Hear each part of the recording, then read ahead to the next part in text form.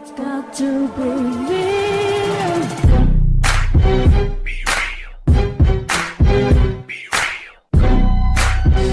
This is Sherry Abbasi for B-Roll Boxing. I'm joined by WBA Super Bantamweight Champion Scott Quigg. Scott, this is the kickoff for the press tour for your fight against Frampton next year.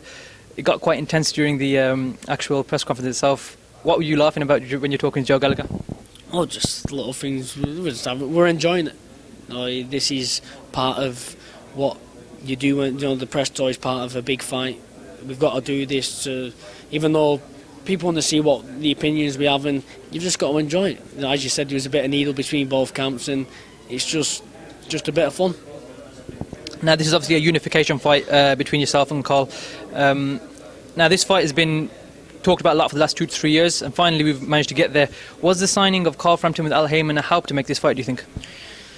No, to be honest, I don't think that. No, it didn't have much to do with it. It was just that he went to. I think a big thing was he went to America, and he went to go over. And if he would have been, they tried going over to crack America, and here we are, I'm the real deal, and he come unstuck a bit. I think if he would have gone over there and obliterated Gonzalez, then I think they might have tried going after Leo Santa Cruz. Yeah. But because the bubble around the hype that they was building him got popped a bit, I think they need to come back, and this was the fight, the biggest fight out there, and it was a fight that everybody wants to see, as you can see by the response.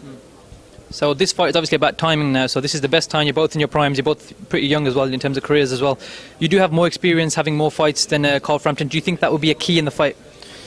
I think the key will be that the way I live my life, the way don't matter how many fights I've had, by the experience he's had, more amateur fights, so forget that. Yeah.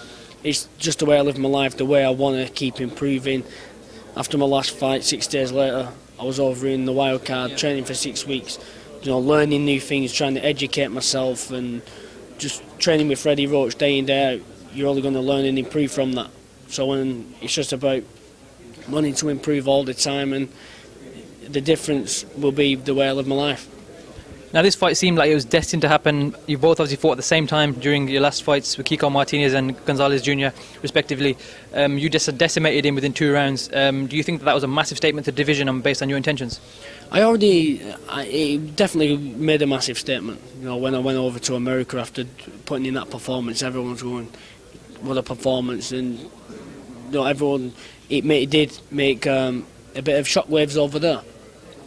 People wasn't really giving me the credit that I deserve, or they were still thinking he's not been tested. So that was a real test that people thought was a test, and it was. It was just that the way I prepared and the way me and Joe come up with a plan, it couldn't have gone any better. The first round went perfect. Listen, yeah, I wish I wouldn't have got caught with a couple of these silly shots, but that was the plan, to move, let him gain a bit of confidence, and then the second round he come out like a bull in a china shop, and he walked straight onto the uppercut. Now this is a fight, your number 1 rated, in the Ring magazine, Super Bantamweight division. Now for yourself, would you look to unify the division, or would you look to move up after this fight? No, definitely.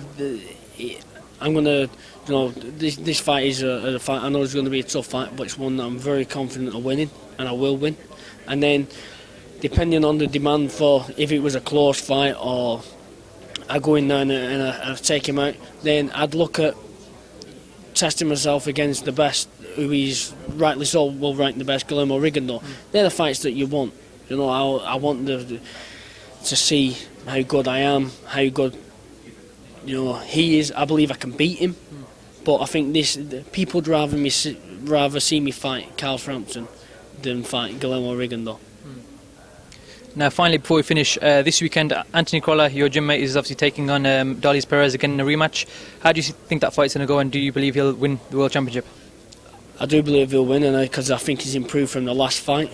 I think the little tweaks him and Joe have put in the game plan are going to be a big factor. I think the way I like to study and analyse things, and listening to what and watching what Anthony and Joe have been working on, and then going back and watching their first fight, I can see they're going to have a big impact on the fight. I think one of the big things going into the fight Anthony last time went into the fight believing he was world class. He'd never really fought at the elite level, but he always believed he was. Now he goes in knowing, and that will be a big factor. He won't give Perez as much respect. When he hurt him in the second round, this time, if he gets him hurt again, he'll go to finish him. Last time he was still a bit cautious, and because Perez was badly shaken, he might have been able to get him. But this time, Anthony's gone up another notch, and I am confident that there's going to be 3 world champions in Gallagher's gym by next week. Fingers crossed. Scott, best of luck with your preparations for the fight, and hopefully we'll catch up with you soon. Thank you. Appreciate it, Scott. Thank you very much. to believe.